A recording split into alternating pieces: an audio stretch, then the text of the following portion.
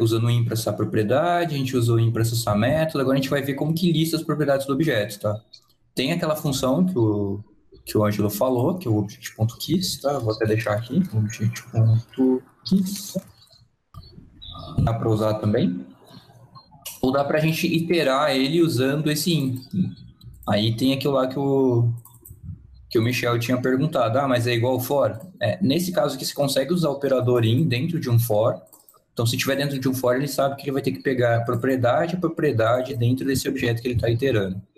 Então, a gente vai ter uma lista de propriedade, vai ter uma variável declarada aqui internamente dentro do for, chamada propriedade.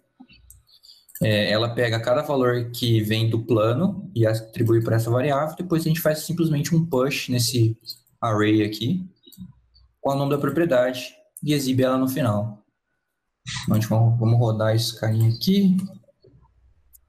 Beleza, lista de propriedades do plano, nome, preço, páginas, cancelável e cálculo anual. Qual que é o outro método de fazer isso, né?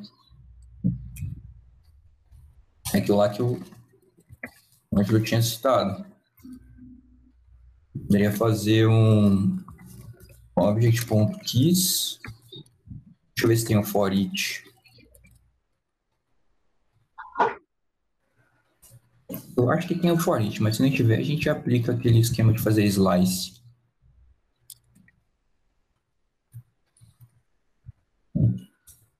Push, props, log, propriedades, lista propriedades. Convert and define to null. Então, acho que o object.keys não tem for each.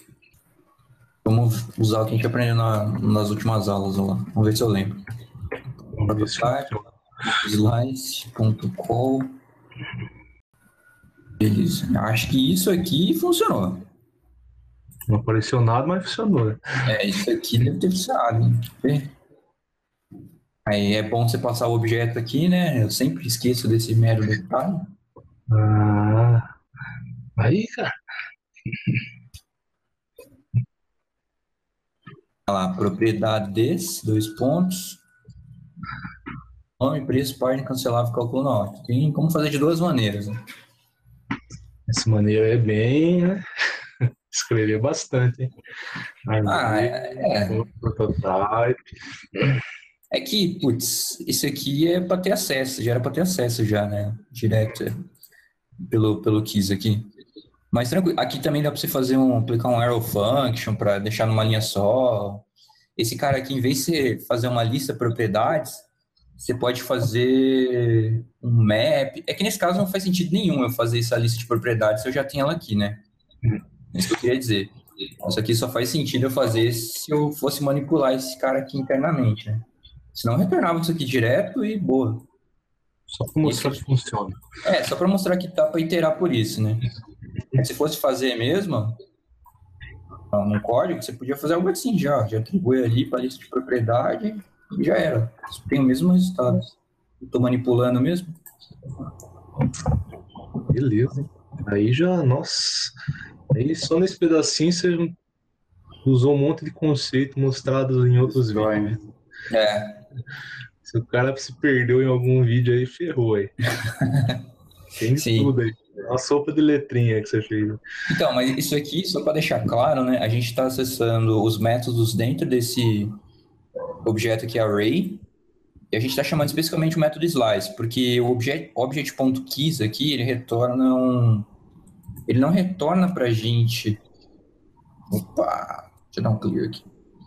Ele não retorna para a gente um objeto que tem acesso a esse método... aquele lance do array like object. Se eu for testar aqui, o type of, deixa eu ver o que aparece para mim. Type of de object.keys plano. Um object. Vou fazer um console. Log. Isso vai aparecer as propriedades internas mesmo. Acho que eu teria que acessar, sei lá, o console do desenvolvedor aqui. Tem acesso ao plano aqui internamente? Não tenho. Precisa ser criado ainda, rodado o script. Se eu rodar o script, acessar o plano. Plano is not defined. Não vai funcionar aqui. Mas o que eu queria mostrar é que... eu queria mostrar os métodos que ele tem internamente. A gente vai ver que o retornado pelo object.keys aqui não tem esse método for each. Se a gente criar um objeto normal aqui, var a igual a 1, uma propriedade simples.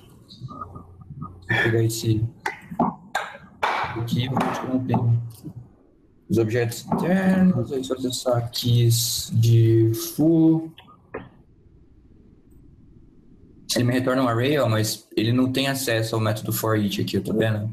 Um object.keys. Aí por isso que eu tenho que fazer um array.prototype, significa que eu vou pegar um método direto lá do array.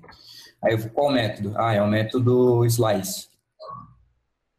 Só que o método slice, você tem que passar qual que vai ser o array que você está operando. Então eu estou operando sobre o array object.keys de foo. Beleza. Aparentemente ele retorna a mesma coisa. Mas aqui você consegue ter acesso aos métodos que você precisa. Bem maluco, né? Nossa. Ainda bem que existe frameworks para ficar mais fácil. Então, na unha aí tá foda, hein? Bastante coisa. Detalhezinho. Outra coisa aqui é como verificar se essa propriedade ela é própria desse objeto. O que significa? Se esse objeto ele criou essa propriedade só para ele não herdou essa propriedade. Então, qual que vai ser o exemplo que a gente vai usar? A gente vai usar o plano alternativo aqui. Ó. Que a gente vê que o plano alternativo ele herdou todas as propriedades do plano premium aqui. Então, nessa linha aqui, ó, ele é igualzinho ao plano premium. Ou seja, o nome dele é premium, ele tem 9,99 de preço e 500 páginas. A partir daqui, a gente começou a dar uma modificada nele. Então, a gente adicionou essa propriedade que só existe nele, chamado benefícios. E depois a gente modificou uma propriedade que ele já tinha, que era nome, a gente só alterou ela para alternativo. Essa propriedade continuou sendo herdada, só que a gente sobrescreveu o valor que ela tinha. Beleza. O Elton. Oi? Você falou que herdou ali, né? Create, né? Tá herdando, né? Uhum. Por que não é igual lá no JavaScript Prototype? Tem algum esquema aí? Então, aqui eu tô criando um novo objeto, mas ele está referenciando todas as propriedades internas desse objeto aqui, ó, desse plano ponto premium. Quando eu acesso prototype, prototype é um pouquinho diferente, né? Prototype eu tô criando um atributo para todos os planos. Então, vou mostrar essa diferença aqui, ó. Vou deixar aqui na linha de cima. O que acontece? Vamos lá. Eu tenho acesso ao plano básico? Tem. Então, ele tem cálculo anual, cancelável, nome, páginas e preço. Plano profissional. Ele tem as mesmas propriedades, só que de valores diferentes. Se eu vim aqui no plano básico e falar que uma propriedade é bom igual a true, se eu ver o plano básico de novo, ele tem aqui, ó, é bom igual a true.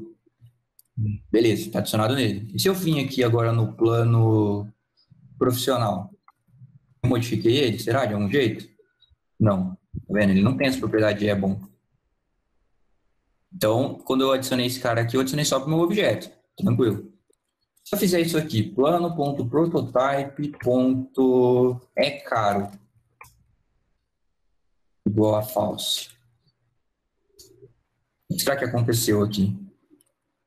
Perceba que o que eu estou fazendo aqui é falando que todos os planos que vieram, ou seja, que foram criados a partir daquela função construtora plano, vão ter essa propriedade é caro setado para false.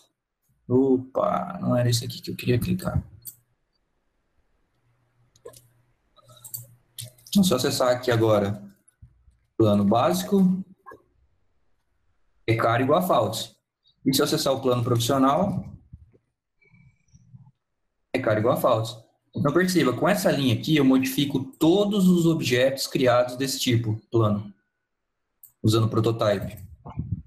Agora, se eu criar acessando direto pelo objeto, eu estou modificando apenas aquele objeto.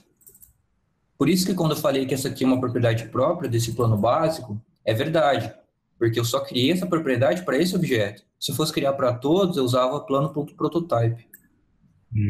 Beleza? Essa é a diferença. Essa é a diferença. Esse então, create, ele realmente cria só... É um negócio da cadeia de propósito.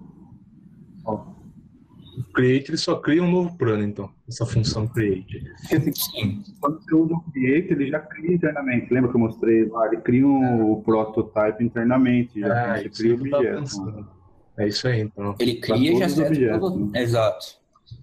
E que como ele vê que esse plano premium é do tipo plano, automaticamente o prototype dele em segundo nível, vamos dizer assim, vai ser o plano, né? Mas quem ele herda diretamente é do plano premium. Não. Essa era a dúvida. É que é difícil entender o prototype porque parece que está clonando um negócio, mas na verdade não é isso, é herança, né, cara? Sim. Não é copiar um objeto e daí ele ter as propriedades do outro. Ele está herdando, né? É mais ou menos por aí, né? Porque para clonar tem a função para clonar mesmo. Você fazer outro objeto igual aquele, mas só que daí você não herda, né? Depois, se você precisar de herança, aí já não dá, né? Sim. Você está copiando, né? É diferente isso. Legal. Tudo bem.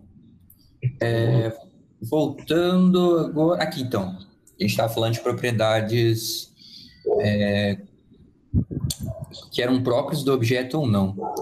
Nesse caso aqui, que eu adicionei a propriedade é bom nesse plano básico, eu consigo colocar lá, plano básico.has on property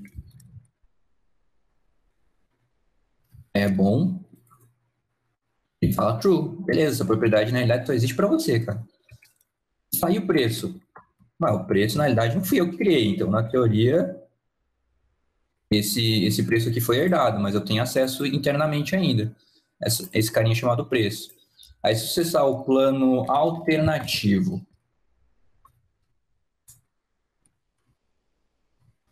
.has on property o benefício acho true. Agora, se eu acessar o preço aqui, ele vai falar que é falso. Porque eu não construí esse objeto aqui usando esse new.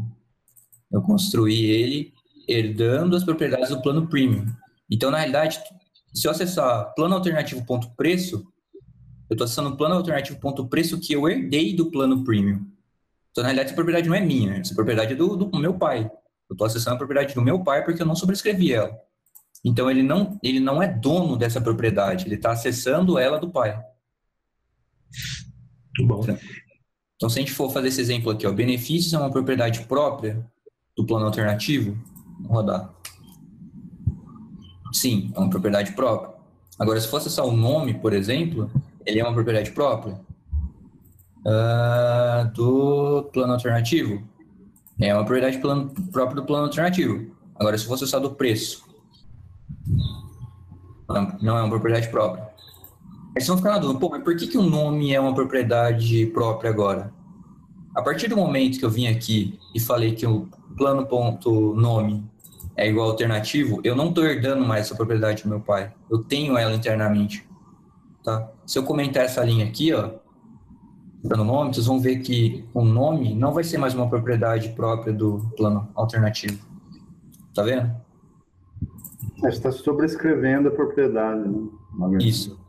Imagina assim, eu tenho uma propriedade própria, significa que eu tenho acesso a essa propriedade direto no meu objeto ou eu preciso ir no meu pai para poder acessar? Se eu tiver acesso direto no meu objeto, significa que eu que criei, então ela é própria.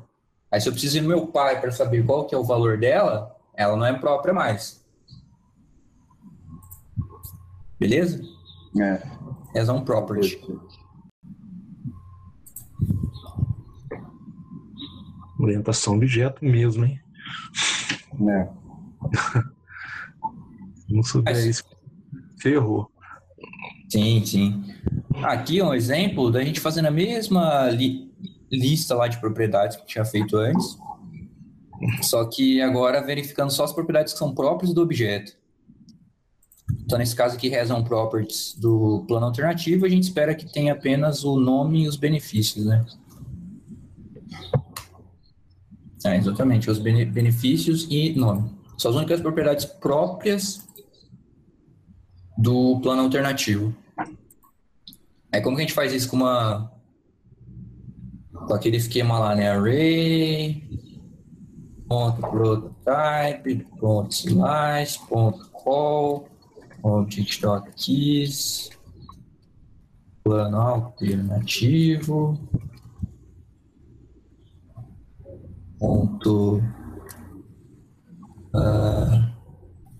Vou passar um filter aqui. Vou passar um filter. Passa a função e um item. Eu já não consigo ver mais o que eu estou escrevendo aqui. Ficou muito bom. Vou escrever aqui. Eu passo um filter, que eu passo uma função. Essa função fala que plano. Não sei se vai funcionar, mas quero testar. Funciona.